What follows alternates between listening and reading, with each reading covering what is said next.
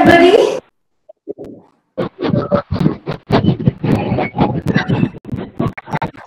Hello. Hi. All right. So, welcome to this wonderful workshop on menstrual health and yoga for menstrual health. My name is Nitya Neelakantan, and I'm a certified yoga instructor. I did my yoga instructor's course from S. Vyasa University, Bangalore. And I'm also a level 1 certified instructor by the Yoga Certification Board, for which we have all of these complicated examinations to give. All right. And I've been practicing for about 6.5 years now.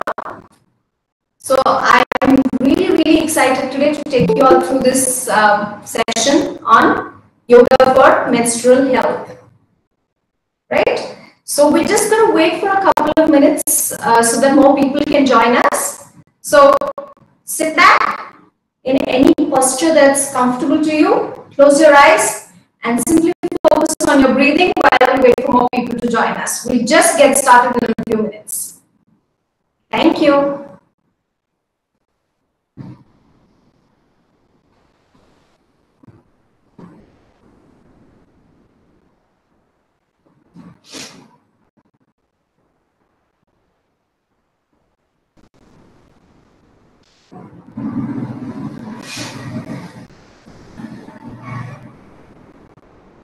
So while the session is underway, if you all have any questions about anything, you can put them in the chat box and I'll try to answer them as I go. But if I can't answer them while we're doing the session, I'll definitely take out the last few minutes of the hour and we'll try and answer as many questions as possible.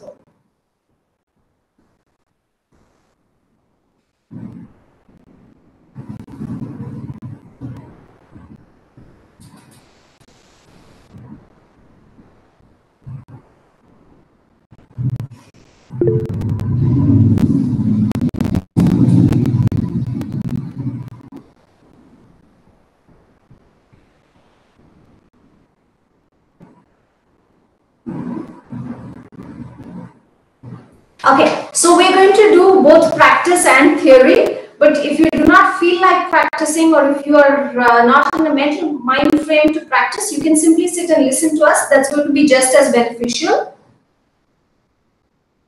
And we're already starting to get a few questions on the chat box. I'll definitely address them as we go along. If by the end of the session you have not got the answer to any of your questions, you can ping me and we'll try and get to them at the end of the session. I'll go through all of the questions in the chat once again towards the end so that we can address the ones that haven't been answered.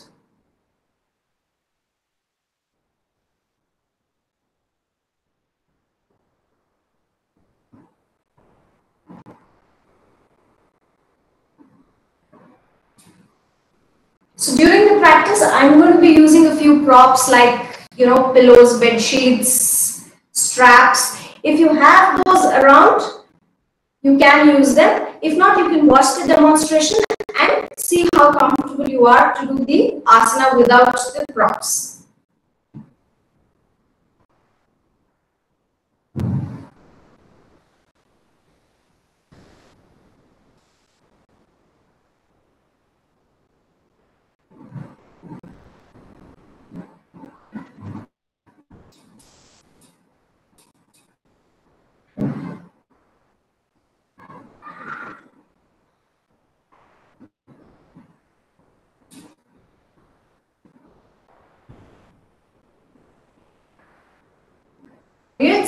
It's because the lining of the uterus gets shed every month in a cycle. Now, every person's period is different because every woman is different. The kind of activities that we do are different. The kind of stress levels that we go through are different. The kind of food we eat, geographically, we're all from different places. And so our menstrual cycles are also very different, right? Most of the common symptoms that you see during or before your menstruation are pain, abdominal pain, back pain, calf muscles, your calf muscles tend to pain. There's a lot of people experience extreme cramping, right? Of course, there's the mood swings, there's the fatigue that comes along with it, and there could also be occasional headaches. Different women go through different symptoms and different degrees or levels of these symptoms as well. For some people, the pain is quite mild and manageable. For some people, it's extreme pain and they don't really want to do much during their periods. So, since each of our bodies reacts differently and each of us have different symptoms during menstrual cycles, even yoga is not it's not tailored, it's not made for everybody the same way, right? So certain practices might work well for you, certain asanas might make you really uncomfortable. So before we even begin practicing asanas, what I'd really like all of you to understand and what I'd really like to tell all of you is listen to your bodies. Listen to your bodies and see how comfortable you are doing a particular asana or a particular pose, whether you're in your menstrual cycle or you're not in your menstrual cycle. Always listen to your body. Do what is comfortable to you, right? Also, different schools of yoga talk about what should be done during periods, what should not be done during periods. The same thing applies here because each of us goes through different levels of pain, different efforts during periods. It's up to you. You have to listen to your body and decide how much you want to do during your periods and what are the asanas that you'll allow yourself to do. Okay. So in today's class, we're going to discuss a little bit about the chakra that's associated with the pelvic region, what the blockage of the chakra means, and why we do certain asanas, why certain asanas are beneficial during during your menstruation, and then of course we'll go through some of these asanas, right? So why do we have menstrual cramping and pain? It's because of the release of prostaglandin, which is a hormone-like lipid that's released in order for your abdomen, for your uterus to contract and allow the lining to shed. The more prostaglandin that's released, the more cramping because there is more contraction and relaxation of your uterine muscles, right? So if you are releasing a lot more prostaglandin, chances are that you're going to have a lot more pain during your periods. Now, there's a slight difference between having extreme pain during periods and having something as bad as endometriosis, for which it's better that you consult a physician. Although yoga helps in extreme cases of pain and situations like endometriosis, it's always good to have the consultation of a professional. Right? Now, let's talk about the chakra associated with your periods and with the pelvic region. The chakra that's associated with the pelvic region is the sacral chakra, or in Sanskrit it's called the Swadhisthana. The Swadhisthana is the chakra that's associated with the pelvic region, which means that everything that's involved with your hips, your uterus, your reproductive organs, all of that, and it's placed just below your navel and above your groin. This way prana goes this way and apana goes this way. When there is too much of energy in a chakra, or when your chakra is energy deficient, it can create problems for you. And what it means as far as menstrual cycles are concerned is that if you have an overactive sacral chakra, it could lead to extreme pain, it could lead to extreme cramping, fatigue, tiredness, and things like that, bloating, etc. But if you have energy deficiency in your chakra, then that could lead to irregular menstruation, missed periods, and things like that. But that doesn't mean you should confuse it with PCOS or PCOD, which are completely different conditions, completely hormone-related conditions that affect your menstruation. We'll talk a little bit about PCOS and PCOD and what asanas can be done to help that as well while we're going through the session. Now that we've spoken about what chakra is associated with your menstruation, the asanas that will help you have regular periods, less period pain and stuff are all associated with your hip and your pelvis for the most parts.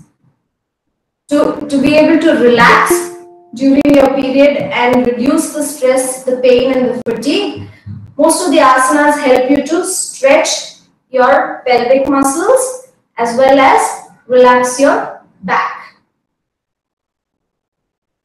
Right?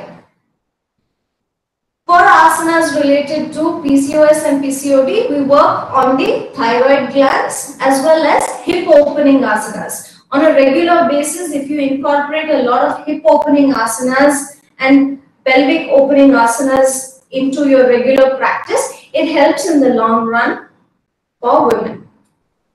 Alright, so I want to start off the practice with just 4 Surya Namaskars today. They'll help us loosen our joints, help overall blood flow increase, and it's a wonderful cardiovascular exercise to start off the session with. For those of you who are in your period cycle right now, you decide whether you will be able to do the Surya Namaskar. We'll take it slow and gentle, so anybody who wants to join in can join in. For those of you who feel that if you're in your period cycle and you'll not be able to do it, you can just go ahead and watch. After 4 Surya Namaskars, we'll start off with the basic asanas that will be helpful for your periods or for your menstrual cycle. Right? Before we start Surya Namaskar, I'd like all of you to get into any meditative posture.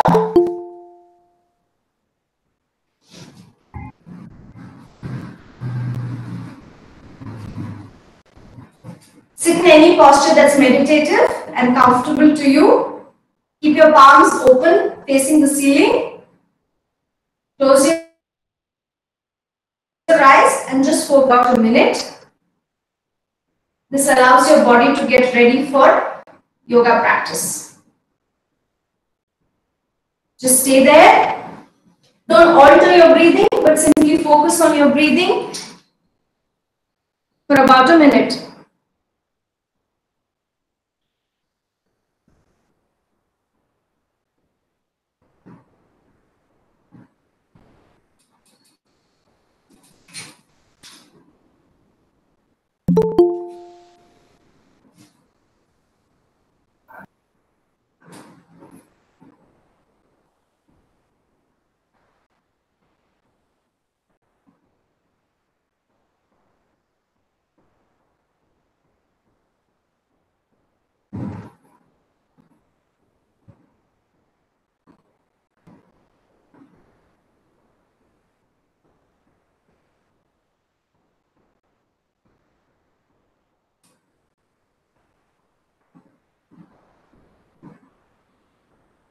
Sitting still and focusing on your breathing allows your body and mind to be in the same place.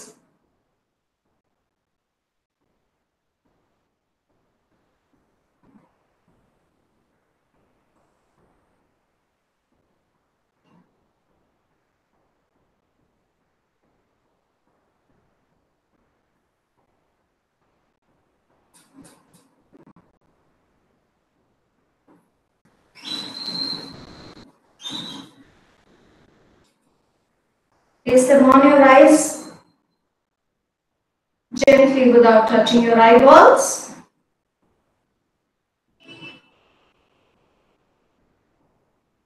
Slowly open your eyes with a few blinks. We'll now start with the Surya Namaskar. We'll just do 4 Surya Namaskars, that is 2 sets of Surya Namaskars to warm up the body.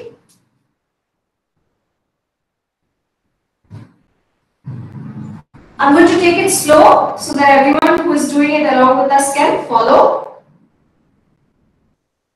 We start with Namaskar Mudra.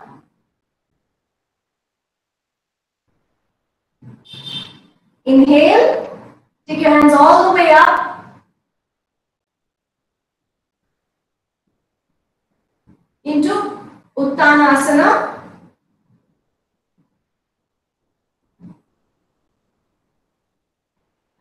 Slowly exhale, bend forward into Padahastasana.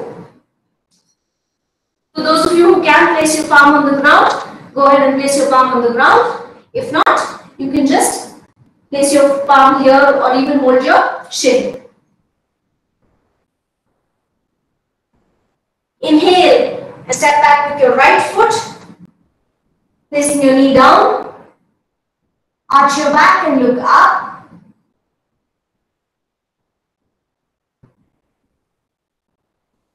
Exhale. Go into a plank position. Hold your breath and drop down on your knees, chest and chin into Ashtanga Namaskar. Inhale into Bhujangasana.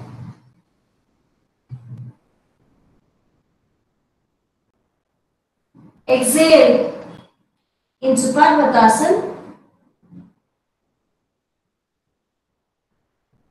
Inhale again and bring your right foot forward.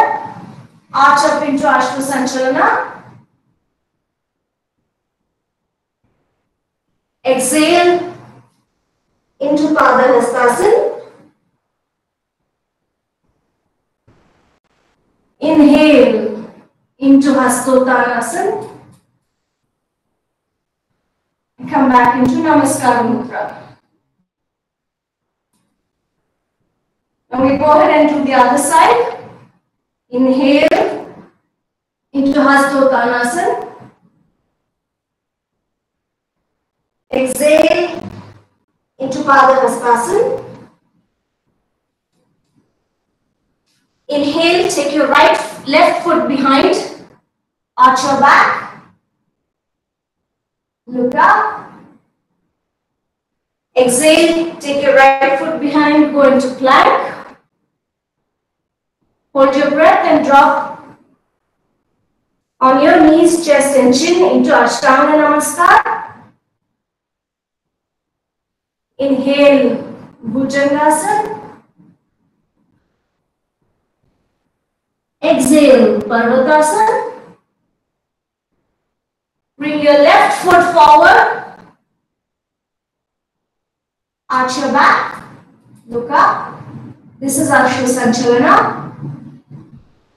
Exhale, Padahastasana. In Uttanasana. Namaskar. Now we're going to do two more.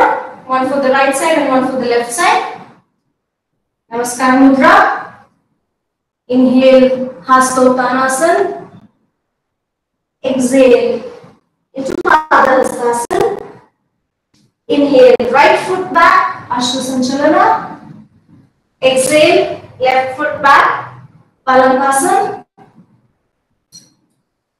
Chaturanga Danda. Ashtanga Namaskar. Bhujangasana. Parvatasana. Right foot forward into Ashvasanchalana. Left foot forward into Padahastasana. Inhale, take your hands all the way up. Exhale, forward fold. Inhale, left foot back into Ashvasanchalana.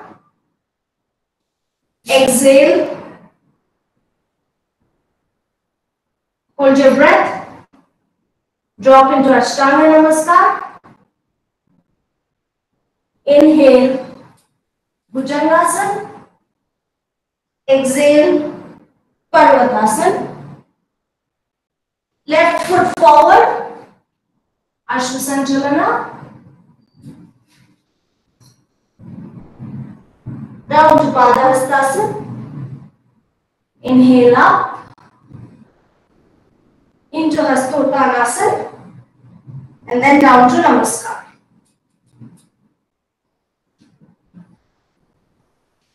Now you want to sit down in any meditative posture and take deep exhalations and inhalations in order for your heart rate to calm down and your breathing to come back to normal.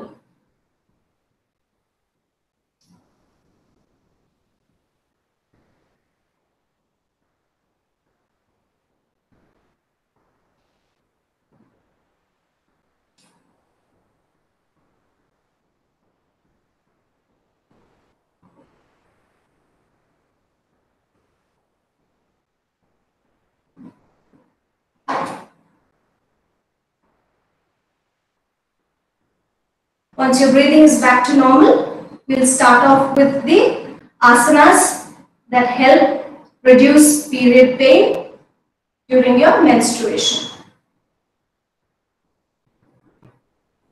We'll start off with the spinal twist. That's a very gentle spinal twist called Parivritta Sukhasana. So I'm sitting in Sukhasana with my legs crossed normally. With my right hand, I'm going to hold my left knee. And with my left hand, I'm going to turn around. I'm going to twist this way. I'll show you from the side pose so that you can see this as well.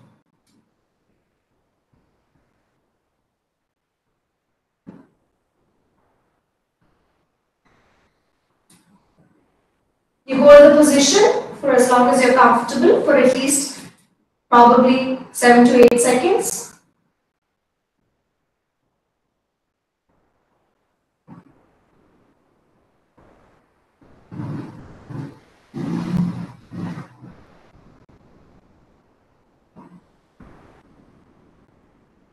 And relax.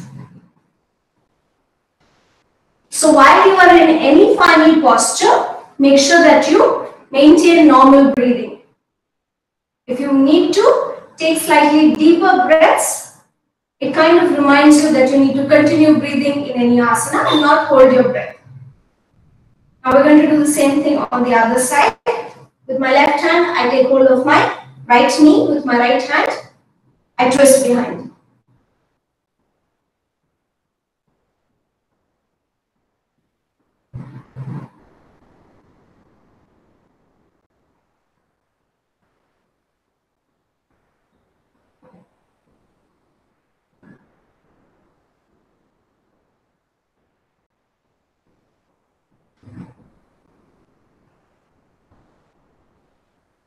And release. Now the next asana that we're going to look at is called Baddha Konasana or bound angle pose. Now Baddha Konasana has a certain number of variations. We look at the ones that will help with menstrual cycle or period pain. To sit in Baddha Konasana, you take your feet and ensure that the soles of your feet are touching each other. Ensure that the soles of your feet are touching each other and bring it a little bit close to your body. Now again, everybody's body is different.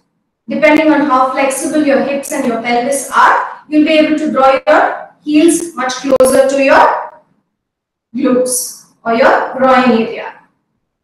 The closer you can get it, the better for you because it stretches out the entire inner thigh region and it will help to reduce any fatigue in this portion of your body. Right? Once in Baddha Konasana, comfortably grab hold of it. You fold forward.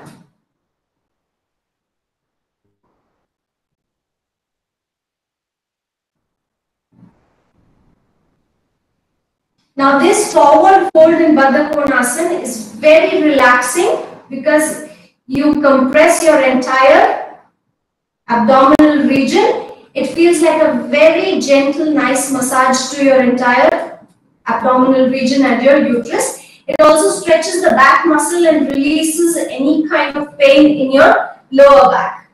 Now, for those of you who cannot go all the way down, or for those of you who would like a more relaxing and restorative practice, it's wonderful to use props for this asana. I'm going to go ahead and use some of the props that I have here.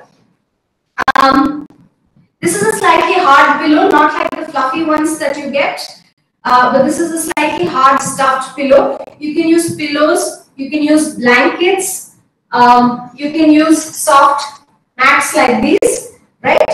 Any one of these will help you as long as you can increase the height enough for you to lie down on. So you can sit in Baddha Konasana with your soles of the feet touching each other, and you can place your pillow, blankets, cushions, you can use bolsters, any of these comfortably in front of you, and you can bend forward like this and relax.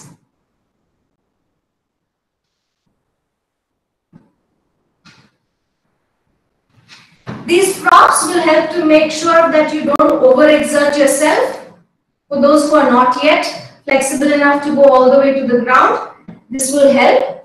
And also if you're on the first day of your period, or in general you have a lot more pain and you don't feel like pushing yourself too much, which of course you shouldn't during your periods, it's the best time to relax and do restorative asanas. So at such times, these props come in very handy. It's very relaxing, and you can just go down comfortably like this and rest on your pillow or your bolster.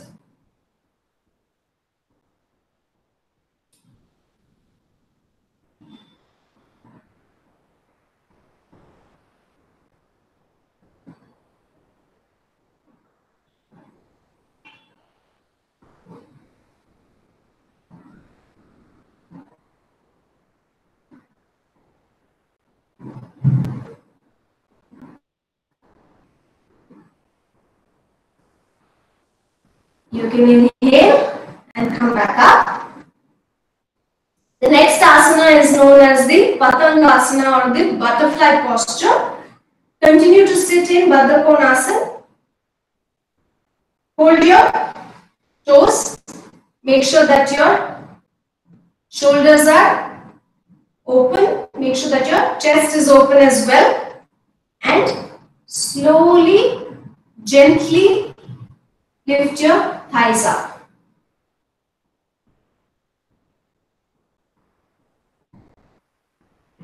It's not about how fast you do the movement, not like this, but very gentle and nice movements, which again will help to stretch and relax these muscles in the abdominal region and release a lot of pain that you're feeling.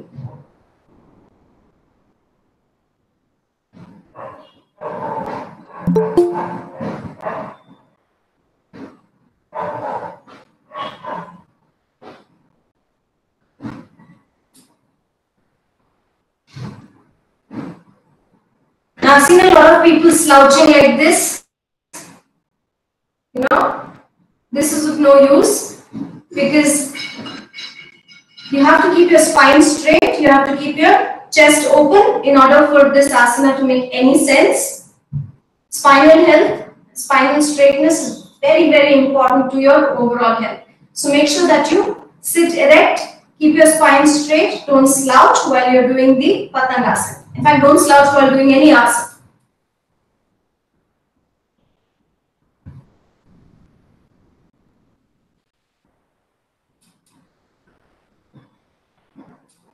And relax.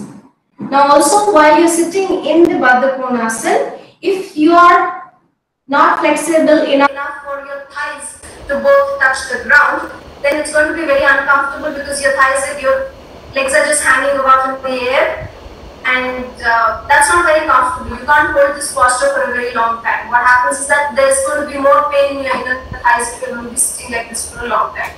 So what you can do again then is fold some blankets or mattresses and put them below your thighs so that you get leverage. Support yourself using some nice props and make sure that you're resting your thighs on this. This will help you relax, but also get the stretch that you want to get in Baddha Konasana. Right? Moving on.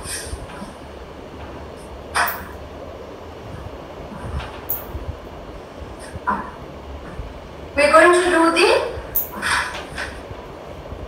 cat stretch, for which we cat stretch of the Marjaryasana, for which you come into the table posture like this. Place your feet firmly on the ground. Let the knuckles of your toes press into the earth or the mat. And while you're here, exhale and stretch your entire back this way.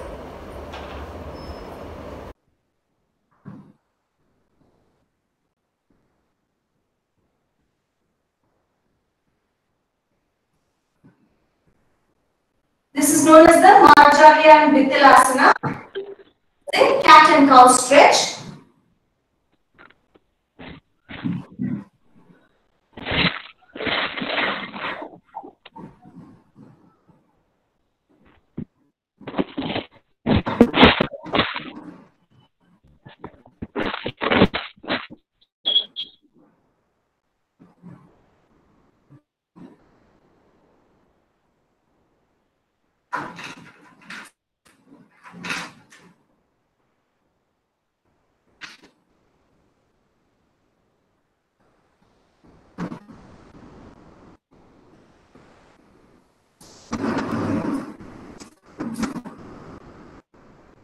Just a couple of rounds more.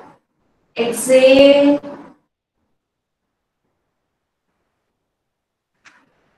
Inhale. Exhale.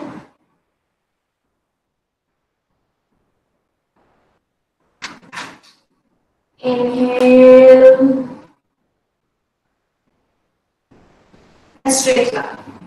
Now you can do another variation of the cat stretch, which is a sideways stretch. So as you exhale, you can twist and try to look at this region of your body. It gives your muscles a very nice stretch on the sides.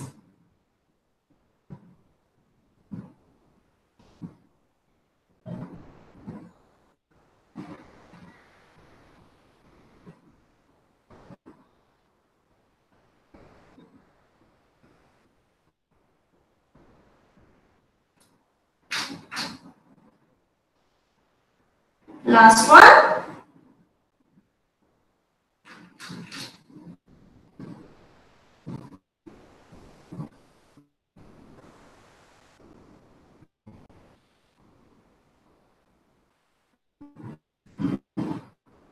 Now you can relax in the Balasana. Now while you're doing the Balasana, especially during your periods, you want to have a gap between your knees, right? Don't sit like you sit in Vajrasana and do the Shashankasana, but have a bit of a gap between your knees as you bend forward and stretch. Walk your hands further away to deepen the stretch and make sure that your spine is nice and lengthened.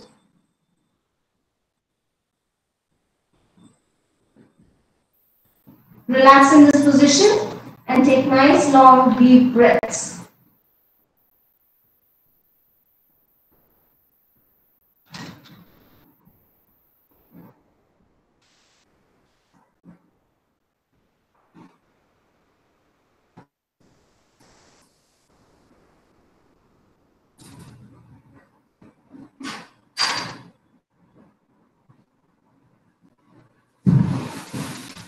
Now, what I've also found is that relaxing in Balasana can be difficult for some people during their periods.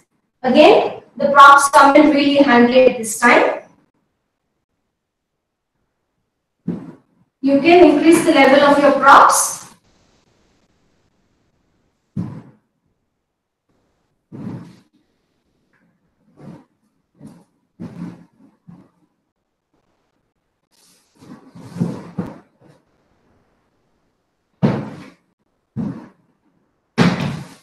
Increase the height a little bit and stretch yourself over this.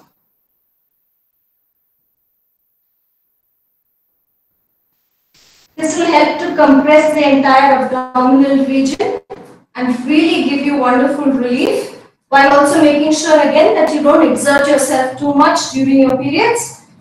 So you're able to stay in the position for longer and relax.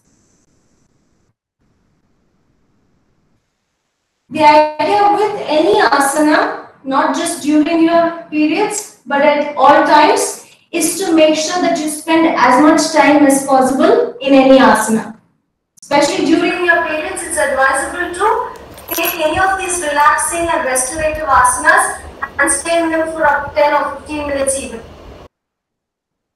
It allows those particular muscles to relax. It helps to give you a nice relaxing abdominal massage while stretching your lower back comfortably and making sure that you have as little pain as possible.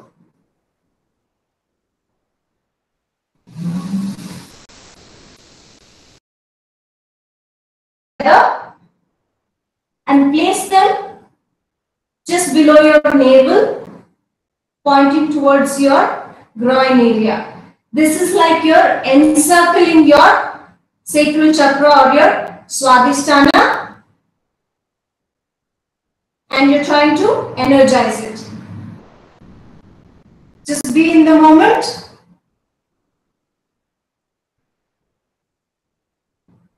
And feel yourself relaxing completely.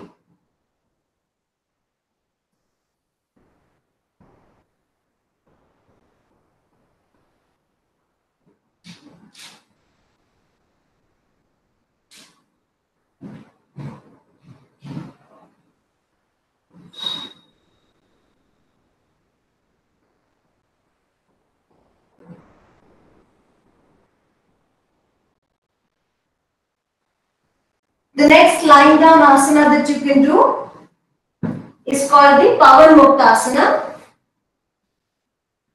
Bring your thighs closer to your chest and hug your shin. Hug your shin and hold your chest close to your body like this.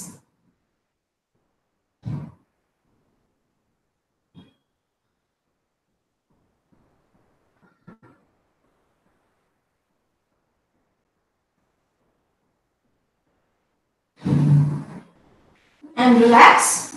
The Pavan Muktasana again brings a slight compression onto the abdominal region. It releases a lot of pressure on the lower back. Right? You can do this asana even when you have a feeling of bloating, excessive gas, and general fatigue. Alright? After Pavan Muktasana, we'll move on to the spinal twist. Right? The supine spinal twist, which you can do in two variations. Either you can do the Supta Matsyendrasana, which is a single leg twist, or you can do the Jatara Parivritasana, which is the both the knees twisting. So I'll show you both one by one.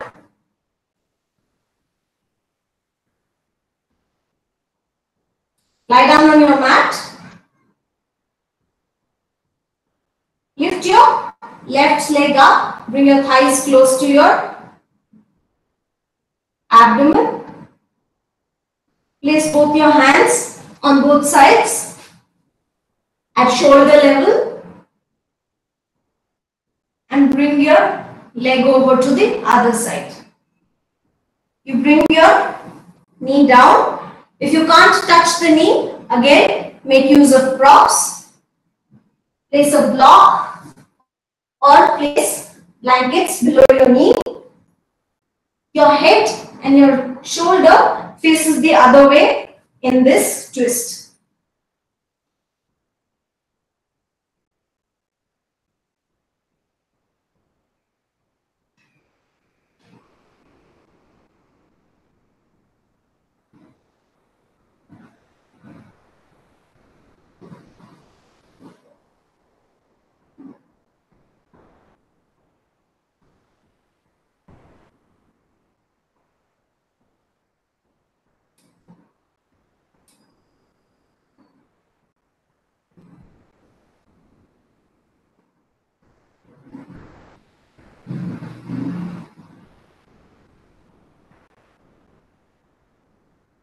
Slowly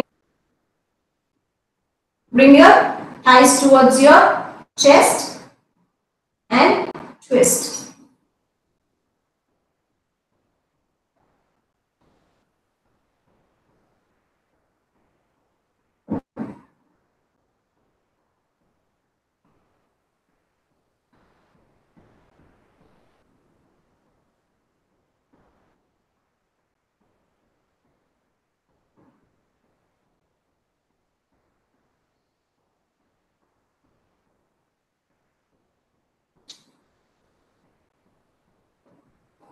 And relax. Now we'll do the Jatara Parivritasana, which is lifting both your knees,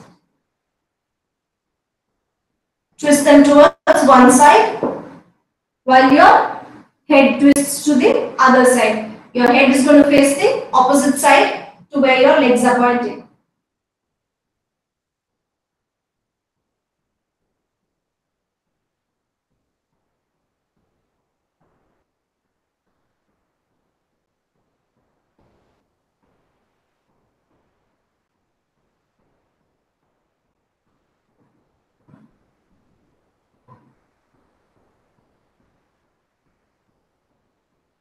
Inhale, come to the center.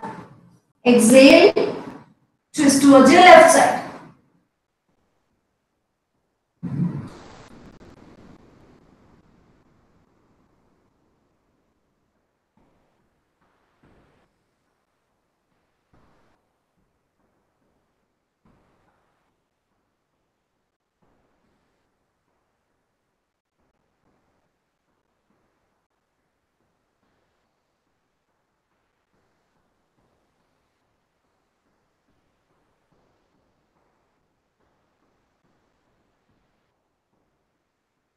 Inhale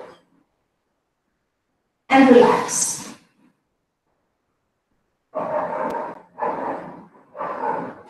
The next asana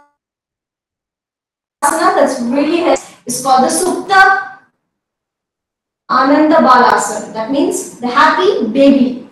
So you lift your legs like this and you catch hold of your toes. With your fingers, catch hold of your big toes and allow your thighs to come down as much as possible. This takes a lot of pressure off your lower back and it gives you a good compression on your abdominal region.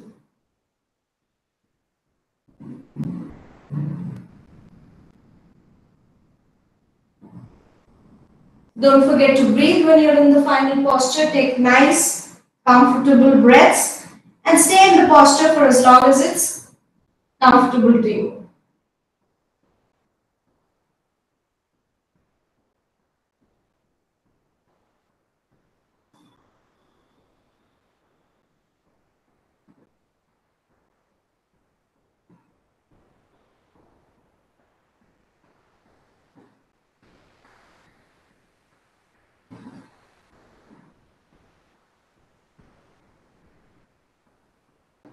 Slowly release and relax. Now the next asana is Setu Bandhasana.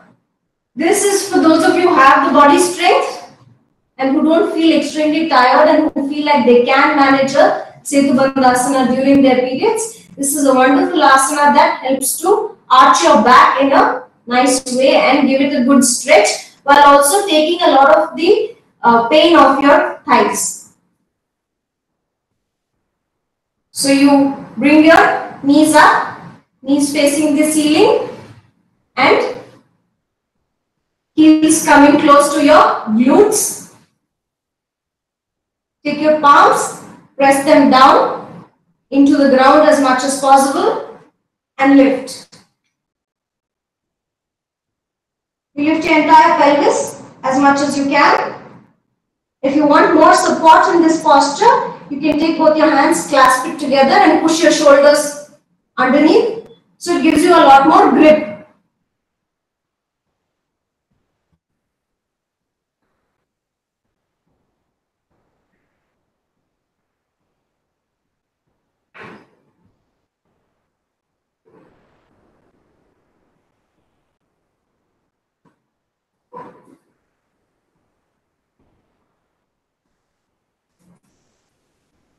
and relax.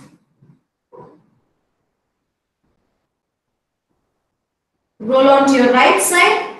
Use your left palm to support yourself as you get up.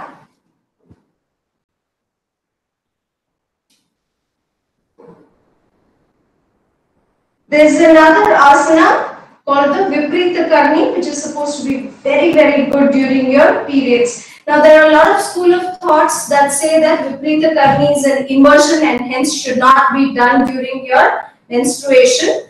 But the thing about inversions is why you should not do any inversions during your menstruation is because it pulls the uterus upwards and it could cause a lot more heavy bleeding. Also, inversions sort of make sure that the prana, which is the downward prana, that is the apana, which is supposed to move from your Manipura chakra to your sacral chakra, it tends to become upwards when you do any inversion. But with Viparita Karni, because your back and your abdomen are going to be on the ground, it's not technically really an inversion, and it also really helps it to relax your thigh muscles and your abdomen because the blood flow is reversed on your legs. So how do you do Viparita Karni? Again, it's really helpful if you have a bolster or something that you can place against the wall, right? Push one of your hips and glutes against the wall and go in such a way that your legs are up on the wall. Push your heels into the wall and make sure that the soles of your feet are facing the ceiling and relax.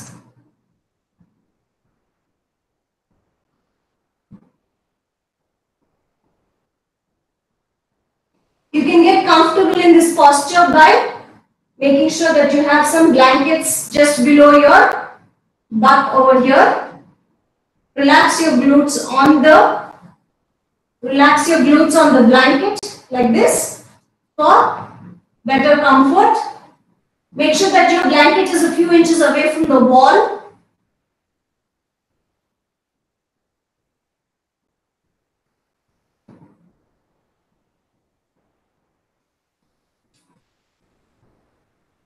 There. This is Viparita Karni, which is not technically an inversion, but it allows blood flow to come back towards your uterus, and hence it's very relaxing.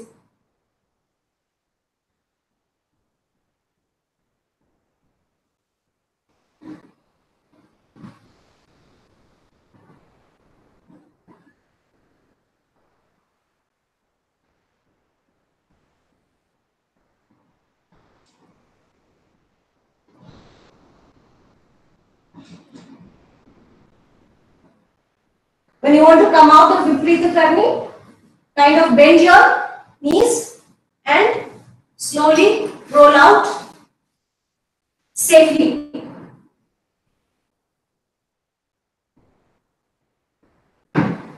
So these are some of the asanas that are really helpful during your periods and during your menstrual cycle. But like I said in the beginning, listen to your body. Understand what works for you and what you'll be able to do at a comfortable pace. Extreme and instant relief after doing this entire series of asanas and nothing else. You don't have to do power yoga or a strong vinyasa flow, because obviously your periods are a time when you want your body to relax. Just these set of relaxing and restorative asanas with the help of your props and blankets and stuff will really help to take a lot of the pressure and the pain off your lower back. It will help you relax your thighs and your calf muscles, which tend to pain a lot, as well as it tends to ease the cramping in your uterus. Now I'm going to just demonstrate a couple of asanas that work well for PCOS and PCOD or irregular menstruation. I'm going to quickly take you through them. I'm not going to spend too much of time on any of these asanas. We could probably have a separate session on asanas and yoga for PCOS and PCOD or irregular menstruation as well. For now, I'm going to quickly just take you through some of them. The first one is Janu Shirshasana, which is head to your knee. So you take your left leg, place it close to your groin region, stretch the right leg out, inhale,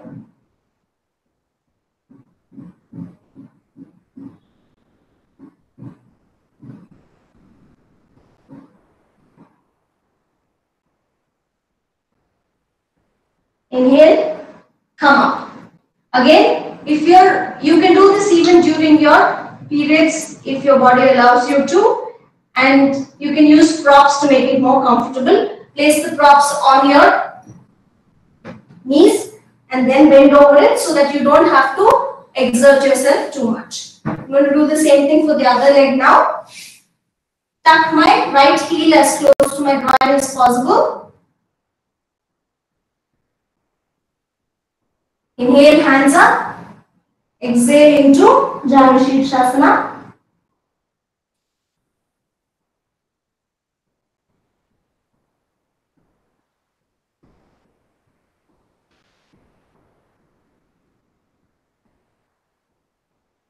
Inhale, come up. Drop my hands. Now I'm going to show you a couple of asanas that work well for thyroid, for the thyroid region, because we're talking about PCOS and PCOD now. The first one is Sarvangasana, which is the shoulder stand.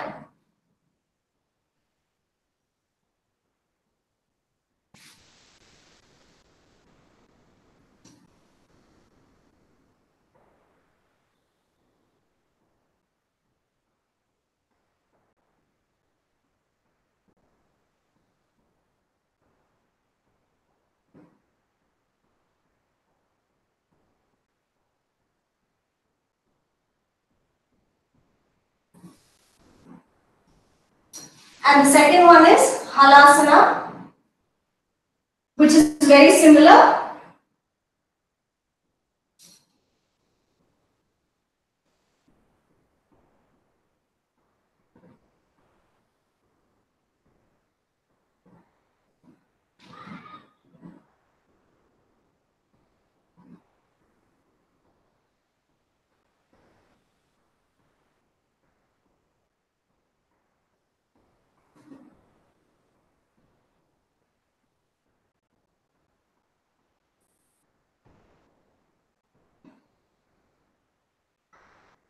For those of you who've done the asanas, just relax for a moment.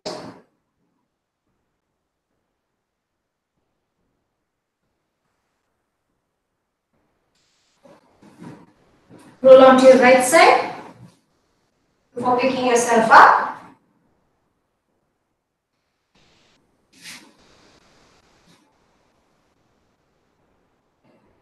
Now those were a couple of asanas that work well for PCOS and PCOD, but it takes time, patience and regular practice. It's not that I start doing it today and I'm going to see amazing results tomorrow. Also, because it functions differently, each of us have different diets, different geographic regions. It also depends a lot on those factors.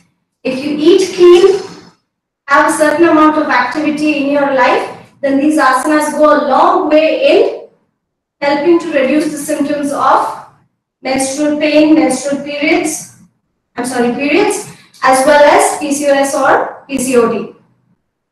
Right? So I'm just going to take a look at so those are the asanas that I wanted to discuss for today. I'm going to take a look at some of the questions that have come up in the chat box.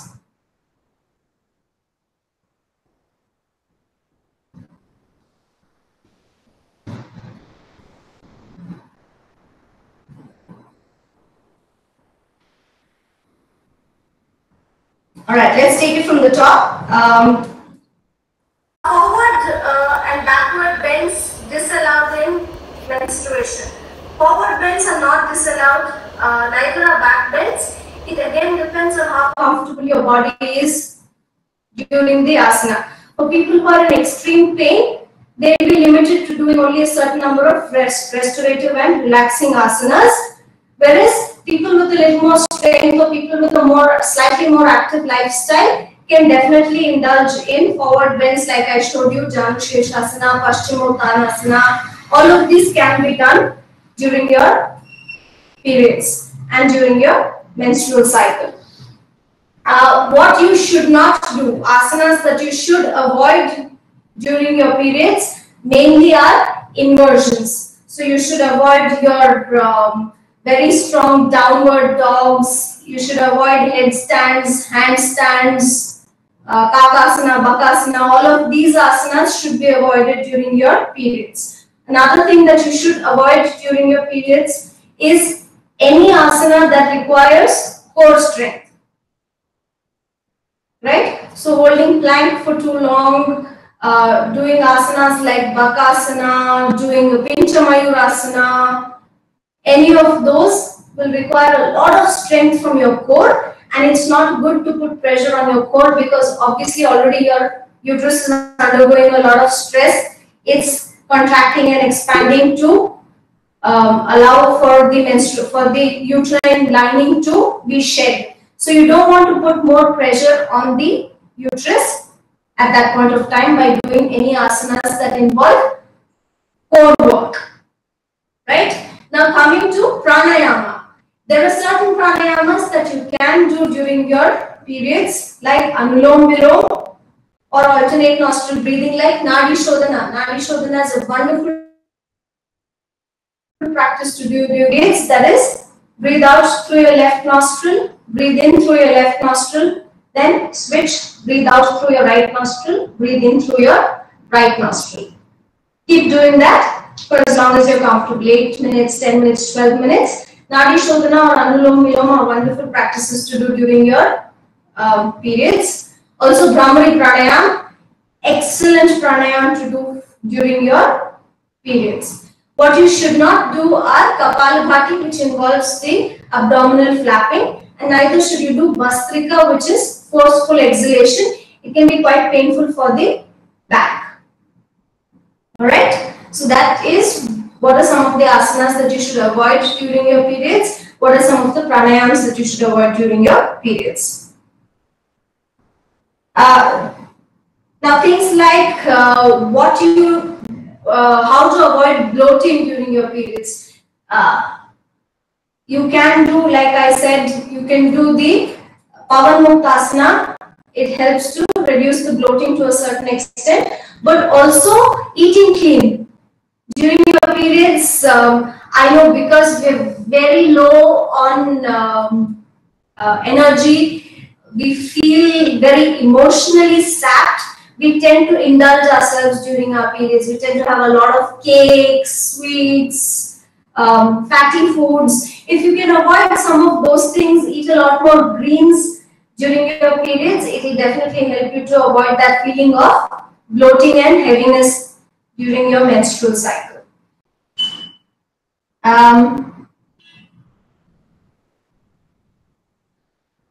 Okay, so asanas to avoid, you can avoid them for the first couple of days. That's when a lot of the prostaglandin is released, and that's when most of your shedding happens.